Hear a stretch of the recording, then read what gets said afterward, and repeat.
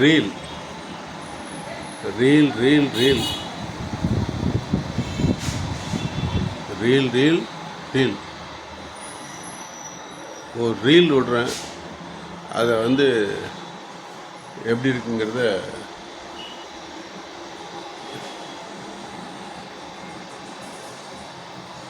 தெரிஞ்சுங்க. ஓகே. அதாவது திருவள்ளுவருடைய மனைவி வாசுகி அவர்கள் தனது கணவனுக்கு தினமும் ஆகாரம் கொடுத்துட்ருப்பாங்க. அந்த காலத்துல எல்லாம் அந்த காலத்தில் கஞ்சி இது என்னது புழுங்கல் அரிசியில் சமைச்சு கஞ்சி வடித்து அந்த கஞ்சியிலையும் கஞ்சி ஊற்றி உப்பு போட்டு கல்லுப்பு இந்துப்புன்னு சொல்லுவாங்க. இப்போது நிறைய வீட்டில் டேபிள் சால்ட் யூஸ் பண்ணுறாங்க. டேபிள் சால்ட் யூஸ் பண்ணக்கூடாது, கல் உப்பு யூஸ் பண்ணுறாங்க. கல் உப்பை விட இந்துப்புன்னு இருக்குது. என்ன இருக்குது? இந்துப்புன்னு இருக்குது. இந்த கல் உப்பு யூஸ் பண்ணுறாங்க, அதை விட இந்துப்புன்னு ஒன்று நைஸாக இருக்குது, அதான் யூஸ் பண்ணுறோம். அதான் மருத்துவ குணம். Okay, right. உப்பு போட்டு தொட்டுக்கிறதுக்கு என்ன பண்ணுவாங்கன்னா இது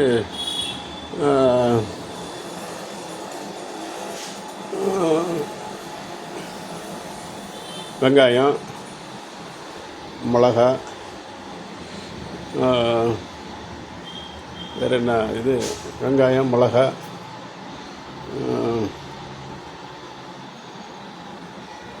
வத்தை, மாங்காய் வத்தை, கொத்தவரங்காய் வத்தை, முக்கியமாக சுண்டைக்காய் வத்தை, அதை எண்ணெயில் பொரித்து வைப்பாங்க.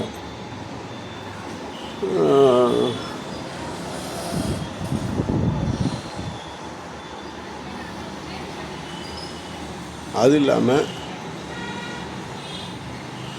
அசைவமாக இருந்தால் ஈசல்னால் மழை காலத்தில் இந்த கம்பம், மின்சார கம்பம், கரண்ட்டு கம்பம் 2 40 டியூப்லைட், 40 வாட்ஸ் டியூப்லைட் போட்டிருப்பாங்க, டூம் லைட் போட்டிருப்பாங்க.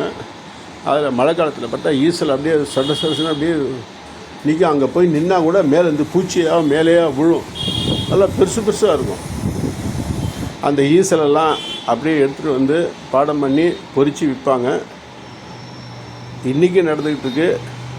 அதனுடைய தரம் வீரியம் குறைஞ்சி சின்னதாகி இந்த அரிசியை பொரிச்சா எப்படி இருக்குமோ அப்படி இருக்குது. அதையும் கூட ஒரு சில பேர் அரிசியை கூட பொரித்து கலப்படம் பண்ணி விற்கிறாங்க. அதை சேர்த்து விற்கிறாங்க. காரணம் கலப்படம் சொல்கிறத விட ருசிக்குன்னு சொல்லுவாங்க, பல காரணம். அதெல்லாம் நமக்கு தேவையில்லை. வேலை அதை சாப்பிட்டுக்கிட்டு இருந்தாங்க. எதுக்கு? இன்றைக்கி இருக்கிற அரிசிகளே கிடையாது. அந்த அரிசி ரகங்களே 1008 ரகங்கள் இருக்கான். ஜீரக சம்பா, கிச்சிலி, குதிரவாள், அது கூட நிறைய எத்தனை ஐட்டங்கள் இருக்குது. அந்த எத்தனை அரிசி ஐட்டங்களை கூட நான் பின்னாடி சொல்ல வரேன். அந்த சாகு கொண்டதுக்கு அந்த கார அரிசி, கருப்பு அரிசி, இன்னும் கூட இது சொல்லுவாங்க. அதெல்லாம் அதை சாப்பிட்டாவே இன்றைக்கெல்லாம் இருக்குது, கிடைக்குது. அதை தேடி போய் சாப்பிட்றதில்ல. ரைட்டு. அந்த சாப்பிட்டதுனால தான் திடகாத்திரமாக இருந்தாங்க.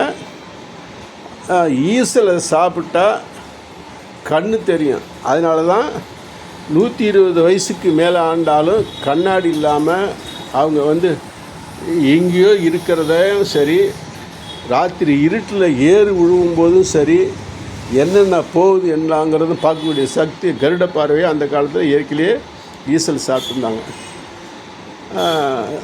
அது இல்லாமல் மீன், கருவாடு தொட்டுக்கிறதுக்கு வஞ்சிரம் மீனில் உப்பு கண்டம் போட்டு வச்சுருப்பாங்க. அந்த மீனுக்கு ஒவ்வொரு வகையான மீனுக்கு ஒவ்வொரு மருத்துவ குணம் இருக்குது, இன்றைக்கி இருக்குது. அதையும் நான் அப்புறம் சொல்கிறேன். வஞ்சிரம் மீன் சாப்பிட்டா நெஞ்சுரம் மாதிரி இருக்கலாம்பாங்க. அது இல்லாமல் அந்த மீன்லேயும் ஒரு 26 வகைகளுக்கு 26 மருத்துவ குணங்கள் இன்றைக்கி இருக்குது. அதை பற்றின விவரம் கேட்டாலும் நான் பிரித்து தரேன், அதெல்லாம் இருக்கட்டும். சரி. அதேமாரி சொரா, அதாவது அந்த காலத்தில் ஏன் நம்மெல்லாம் எனக்கு வயசு 69. ஏன் ஸ்ட்ராங்காக இருக்கிறோம்னா, இன்றைக்கி நான் நடந்து போனாலும் என் பின்னாடி இருக்கிறேன், என் பிள்ளையும் ஒடியாரான். அதேமாரி நான் சாப்பிடக்கூடிய ஆகாரம் மாதிரி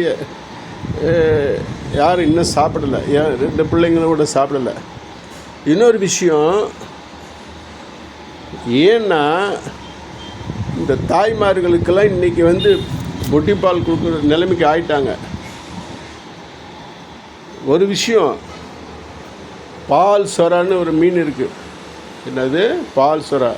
பாக்கி மாரி அதை துண்டு போட்டெல்லாம் சாப்பிட முடியாது.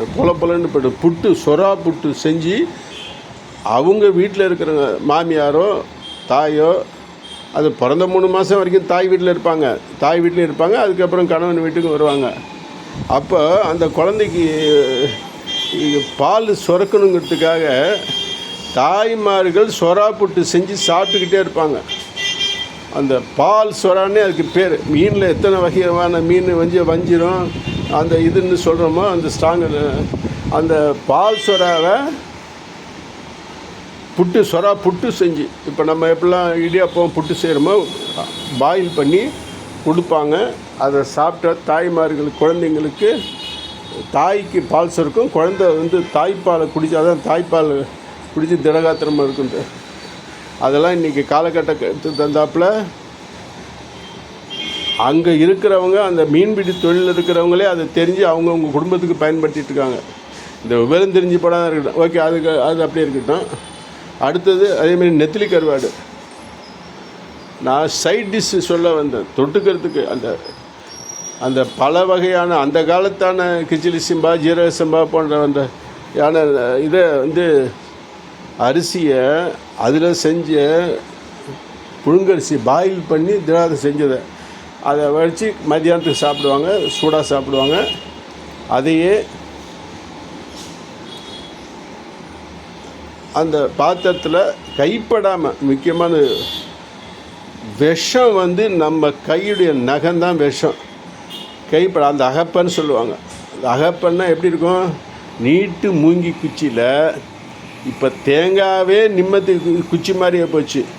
அதாவது இது யாழ்ப்பாணம் தேங்காய்னு சொல்லுவாங்க. அந்த காலத்தில் இலங்கை யாழ்ப்பாணத்தில் நல்லா பெருசாக இருக்கும். ஒரு தேங்காவை கையால் தூக்க முடியாத வெயிட்டு. அதை சீவி ஒரு இளநியை சாப்பிட்டா 4 தேங்காய் இளநீ இருக்கும். அந்த ஒரு இளநியை சாப்பிட்டாவே காலம்புறம் 11 மணிக்கோ வெயிலில் சாப்பிட்டாவே உடம்பு எனர்ஜி வந்துடும். அதுமாரி யாழ்ப்பாண தேங்காவை, பெரிய தேங்காவை 2ஆக உடைச்சி அதில் சொருவி அகப்பை செய்வாங்க. அது கல்யாணத்துக்கும் சரி, அது வீட்டிலையும் தேங்காய் வச்சு அந்த அகப்பையில், எதுக்கு சொல்ல வந்தேன், அந்த அகப்பையில் செஞ்சு கைப்படாமல் இருக்குதான். சாதத்தில் கைப்படாமல் இருக்கிறதுக்காக அகப்பையிலேயே சாதத்தை வடித்து கஞ்சி ஊற்றி சாப்பிடுவாங்க. அதேமாரி தயிர் கிடைக்கும். காராம்பஸ்ன்னு சொல்லுவாங்க. அந்த காராம்பஸ்ஸு எருமை மாட்டு பாலில் எடுக்கக்கூடிய அந்த வெண்ணெயே இல்லாத தயிர். இன்றைக்கும் எல்லாருடைய கிராமத்தில் இருக்கிற வீட்டில் இருக்கிறவங்களும் அந்த திருமணை வச்சு கடைஞ்சி வெண்ணெயே எடுத்து வச்சுக்குவாங்க. அந்த தயிர் அதை போட்டு சாதத்தில் பிணைஞ்சால் கையெல்லாம் வெண்ணெயாக இருக்கும், ஒரே ஆயிலாக இருக்கும். அதை சாப்பிட்டுட்டு தொட்டுக்கிறதுக்கு அந்த நெத்திலி கருவாடு இதெல்லாம் சாப்பிடுவாங்க. முதல்ல என்னென்ன சொன்னேன்? சுண்டக்காய் வத்தை மருத்துவ குணம், வயிற்று புண்ணாத்தும். கொத்தவரங்காய் வத்தை ஃபுல் எனர்ஜி. அடுத்த மாங்காய் வத்தை ருசி. அதேமாரி வெங்காயம், நாட்டு வெங்காயம், சாம்பார் வெங்காயம். முக்கியமாக நாட்டு வெங்காயம், சாம்பார் வெங்காயத்தை பற்றி சொல்லவே வேணும். நிறையா பேருக்கு ஈஸ்னோஃபிலியா, ஆஸ்மா, பூனை எலி கடிச்சிருச்சு, பூனை கடிச்சிருச்சு அப்படின்னு சொன்னால் வீசிங் ட்ரபிள் இருக்கும். இயற்கையிலேயே ஜெனட்டிக்காக ஒன்று இருக்கும், ஆஸ்மா ஃபீலிங்ஸு. அவங்களுக்கு ஒரு பெரிய மருந்து இந்த வெங்காயத்தில், சாம்பார் வெங்காயத்தில். இல்லைடா சாம்பார் வெங்காயத்தில் இவ்வளோ பெரிய பவர் இருக்குதுன்னு சொல்கிறாரு. ஆமாம், வெள்ளை வெங்காயம் இருக்கும். இப்போ பெரிய பெல்லாரி வெங்காயத்துலேயும் வெள்ளை வெங்காயம் இருக்குது, சின்ன சாம்பார் வெங்காயத்துலேயும் வெள்ளை வெங்காயம் இருக்குது. அந்த வெள்ளை வெங்காயத்தை வாங்கிட்டு கடையில் பொறிக்கும் கொடுக்குறாங்க. இன்றைக்கி சாம்பார் வெங்காயம் 100 ரூபாய் போச்சு. ஆனால் மூட்டையை கொட்டினாங்கன்னா அதை வந்து 1 2 பொறுக்குவாங்க. நீங்கள் பொறுக்கி காசு கொடுத்து வாங்கிக்கலாம். இல்லை வெள்ளை வெங்காயம் பெல்லாரி வெங்காயம் மந்தெல்லாம் வாங்கிட்டு வந்துடலாம். அதை வாங்கிட்டு வந்து வீட்டில் நெய்யில் பொரிக்கணும். எப்படி எண்ணெயில் பொரிக்காமல் நெய்யில் பொரித்து எல்லோரும் சாப்பிடுங்க. அந்த ஆஸ்மா வீசிங்கு எல்லாம் காணா போயிடும். அது அப்புறம் விட்டோம். இந்த வெங்காயத்தை சாப்பிடுவாங்க தொட்டுக்கிறதுக்கு. அப்படி இருக்க போகும்போது ரொம்ப பிளேட் போட்டுட்ருக்கேன். ஏன்னா ரீல் விட்டுக்கிட்டு இருக்கும்போது ரீல் விட்டு தானே ஆகணும்.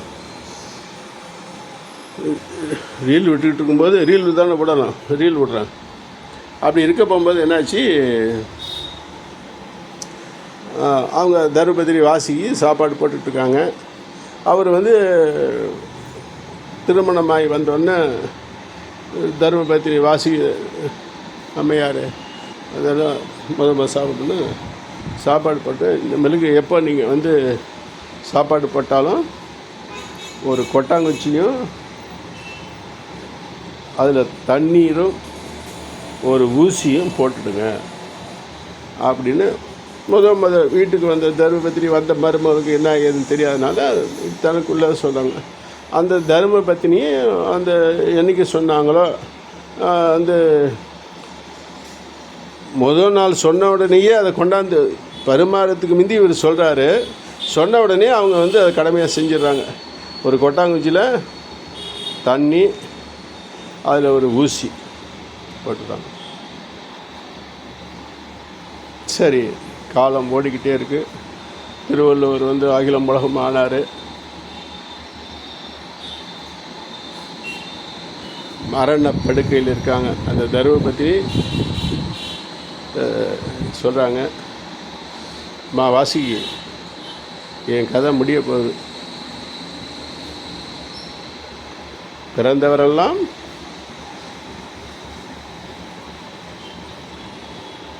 ஒரு நாள். அதனால் எனக்கான டிக்கெட் நிரந்தரமான டிக்கெட்டு கிடச்சிக்கிடுச்சு. ஒரு நிமிடங்களே தான் உள்ளது அப்படின்னு. இன்னொரு விஷயம், யாருக்கும் எதுவும் தெரியாதோ, நாளைக்கு நம்ம மரணம் நமக்கு இருக்கும் என்பது ஒவ்வொருக்கும் தெரியும். அதை தெரிந்து மற்றவர்கள் கேட்டு பயன்படுத்தினால் அவருடைய ஆயுளை வந்து அதிகப்படுத்தவும் முடியும். அதை கவனம் புரிய இருந்தால் நாளைக்கு நான் இருக்கவா போகிறேன், எனக்கு இன்றைக்கி காஃபி வாங்கி கொடுறா, இல்லை 10 ரூபா கொடுறா அப்படின்னு கேட்டான்னா அவங்களுக்கு டிக்கெட் முடிஞ்சிருச்சுன்னு அர்த்தம். ஓகே, அதுமாரி இருக்கணும்னா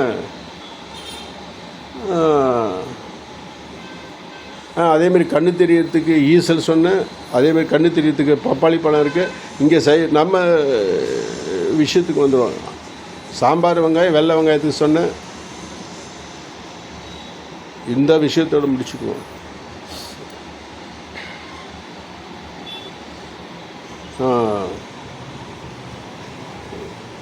என்னது, கொட்டாங்குச்சி, தண்ணி, ஊசி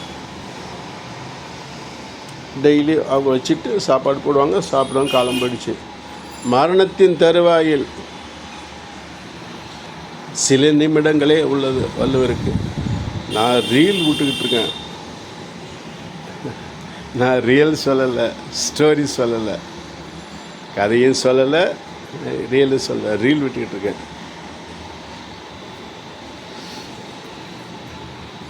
அந்த அம்மையார் படுக்கையில் வச்சோன்னே தயங்கி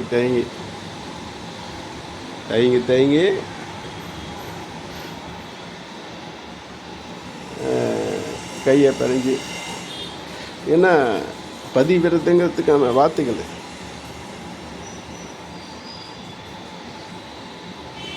என்ன சொல்கிறதுன்னு தெரியலையே, கண் கலங்குறாங்க. அதுதான் எல்லாம் தெரியுமே.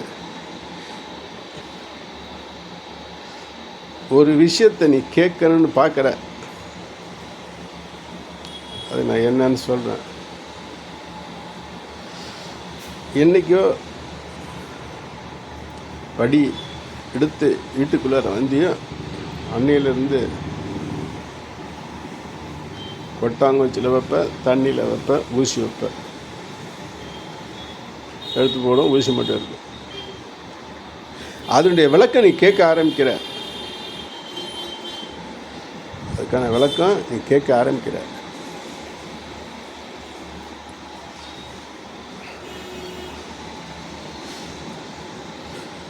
அந்த தர்மபத்தினுடைய கண்களில் கண்ணீர் வருவது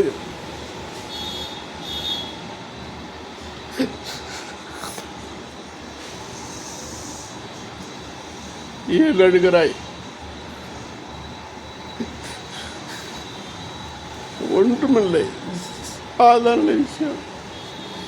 நீ அன்னமிடும்போது அந்த இன்னம் பற்க கீழே விழுந்துடுமோ என்பதற்காகத்தான் அந்த ஊசியிலே குத்தி தண்ணீரை நிலைத்து சாப்பிடுவதற்காக வைத்தேன். ஆனால் ஒரு நாள் கூட நீ அந்த அன்னத்தை கீழே போடவில்லை. இதற்காக நீ என் கண்கலகிறாய் என்று சொன்னாராம்.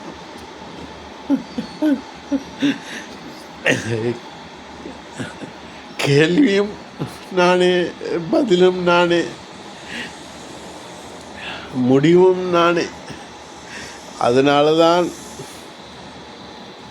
அன்னத்தை மதித்து அன்னப்பறவை போல், அன்னத்தை நினைத்து அன்னப்பறவை போல், அன்னப்பறவைலாம் இன்றைக்கெல்லாம் இல்லையா, பாலையும் தண்ணி கலந்தால் பாலை மட்டும் குடிச்சிட்டு தண்ணியை வச்சிருமா.